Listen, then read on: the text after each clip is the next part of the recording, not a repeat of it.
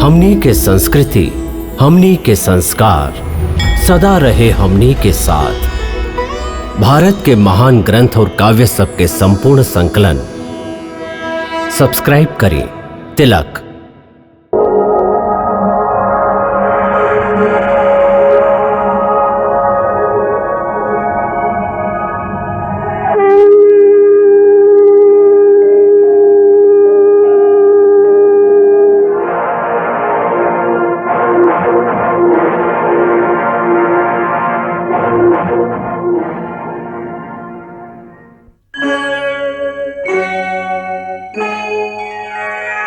कृष्णा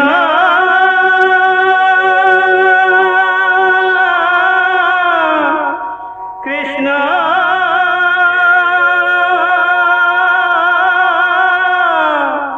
हरे कृष्णा हरे हरे।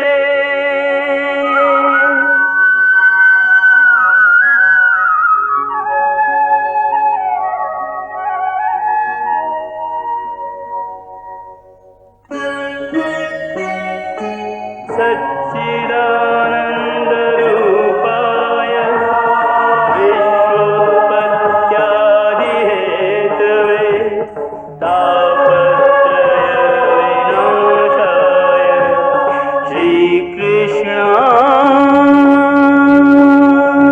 वयं नमः।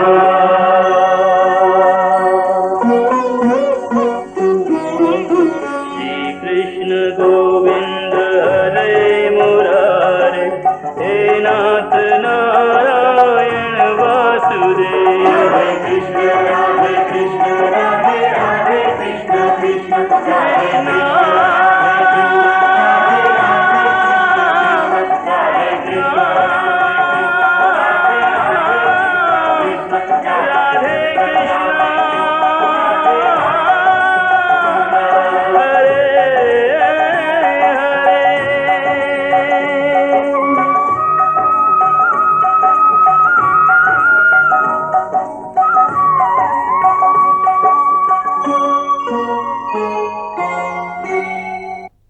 जब राजसूय यज्ञ के समय आई तो सर्वसम्मति से श्री कृष्ण के अग्र पूजा खातिर चुनल गई। द्वारिकाधीश श्री कृष्ण की जय। द्वारिकाधीश श्री कृष्ण। पांडव लोग के राजसूय यज्ञ में अग्र पूजा खातिर श्री कृष्ण के चुनल जाए पर शिशुपाल भड़क उठल और श्री कृष्ण के गारी देवे लागल। हमार होखे वाली रुक्मणी के हरण करे वाला दुष्ट पापी। 99 श्री कृष्ण ओकर अपराध के गिनत रहलन। पूरा 100 शिशुपाल।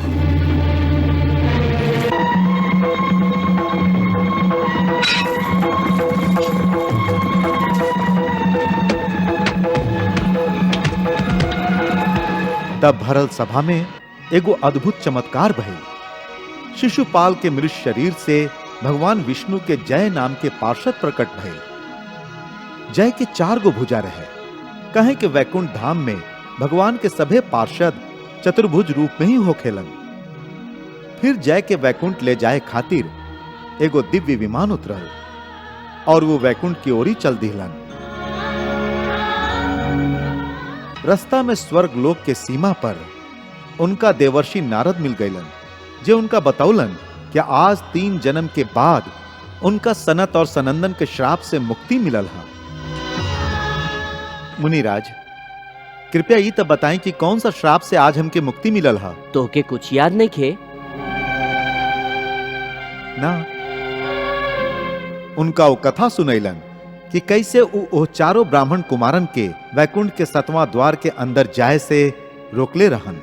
और ऐसे हम तोह के श्राप देत हई कि तू मृत्यु लोक में जाके निवास कर। वैकुंठ धाम तोहरा निवास के योग्य नहीं थे।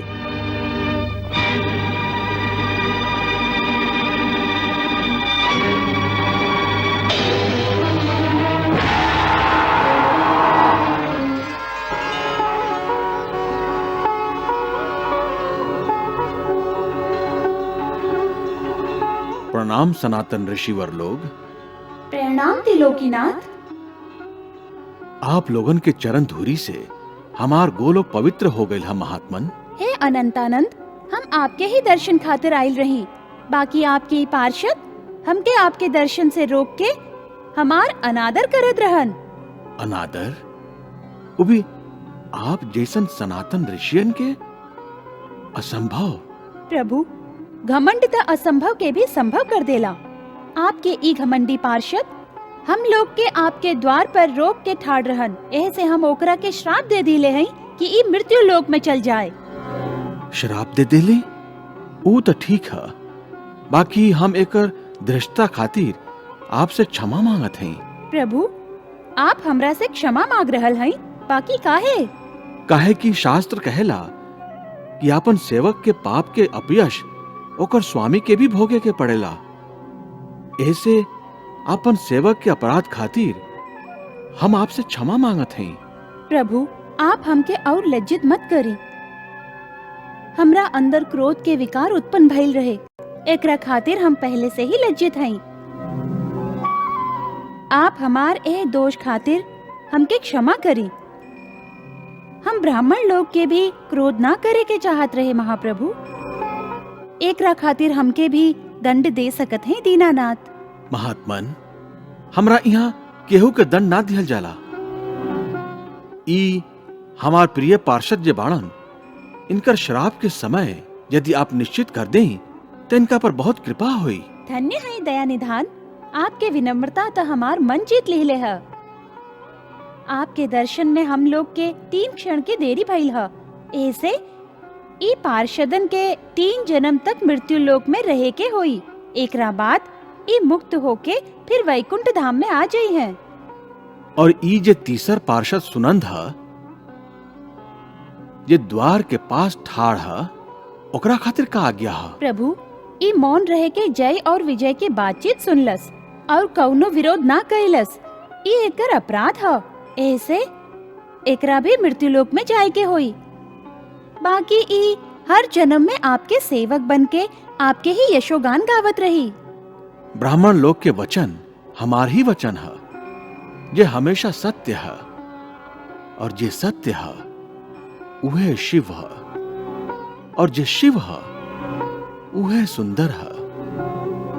अब तुम लोग हमार धाम छोड़ के पृथ्वी लोक में जा। कृपा निधान, हमारे को प्रार्थना है, ऊ का हमारी इच्छा है कि तीनों जन्म में हमार मुक्ति आपके ही हाथ से होके। तुहार कल्याण खातिर हम स्वयं मृत्यु लोक में आईब।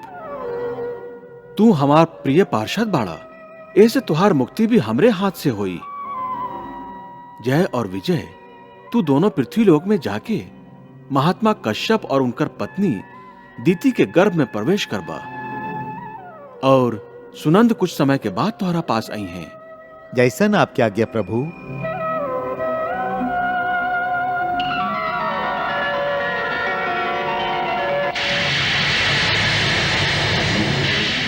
सनद और सनंदन के श्राप पावे से दोनों जय और विजय आकाश से पृथ्वी की ओरी गिरे लगलन।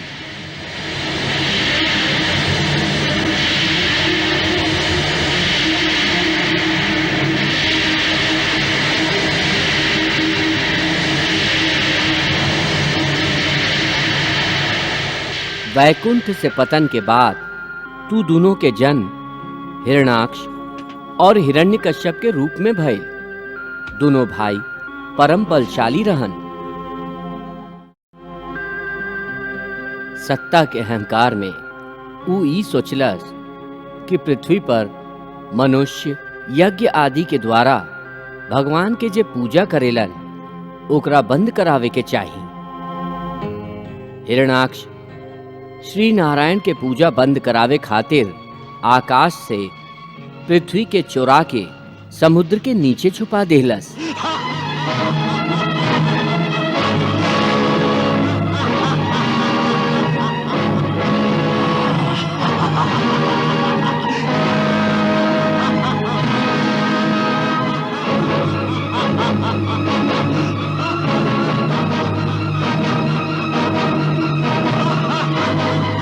ई देख के प्रभु वाराह रूप धारण कैलन और ब्रह्मा जी के नाक से आपन रूप के प्रकट कैलन।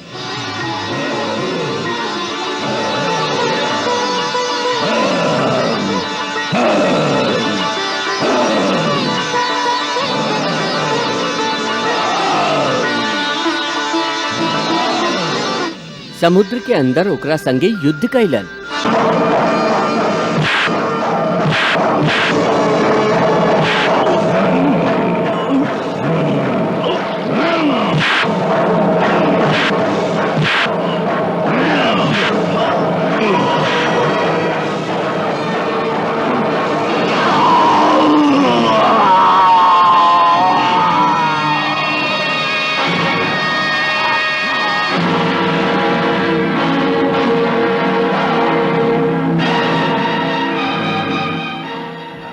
ओकरा बाद ओकर वध करके प्रभु अपन दांत पर धरती के उठैलन, ओकरा समुद्र से बाहर निकललन।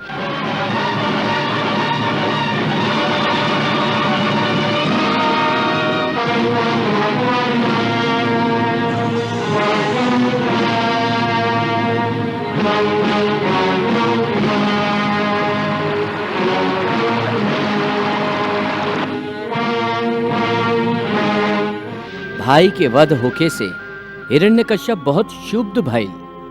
ऊ गुरु के कहला पर बड़ा घोर तप करके ब्रह्मा जी से वरदान मंगलस।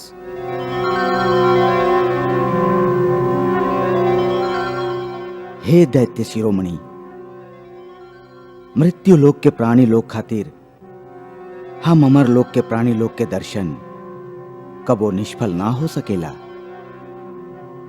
ऐसे जे इच्छा होखे बेखटके मांगला, हम अवश्य प्रदान करब। यदि आप हमरा पर प्रसन्न हैं तो हम के ऐसन वरदान दिही कि आपके बनावल कौनो प्राणी से हमार मृत्यु ना होखे,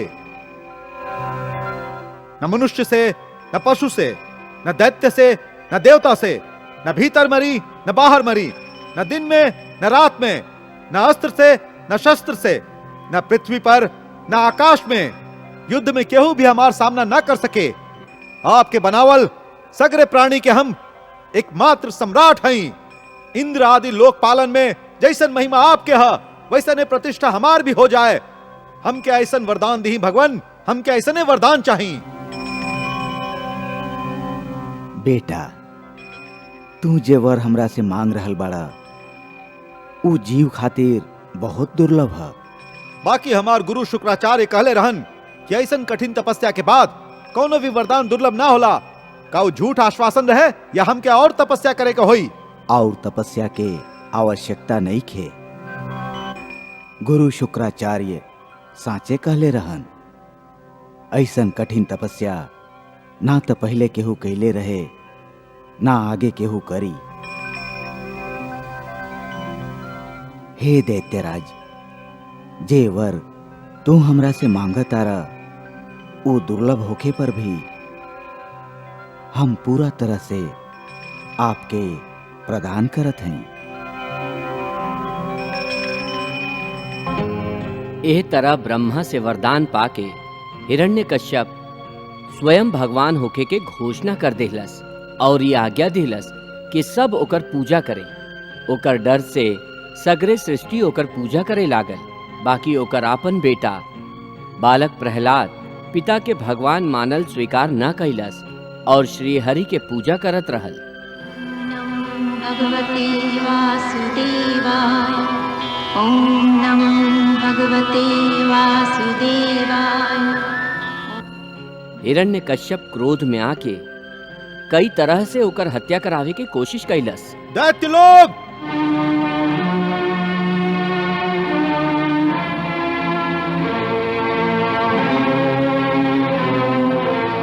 ले जा एकरा के और एकर जीभ काट दो। ये हमके पापहीन कई चाहत रहे, प्राणहीन कर दे एकरा के।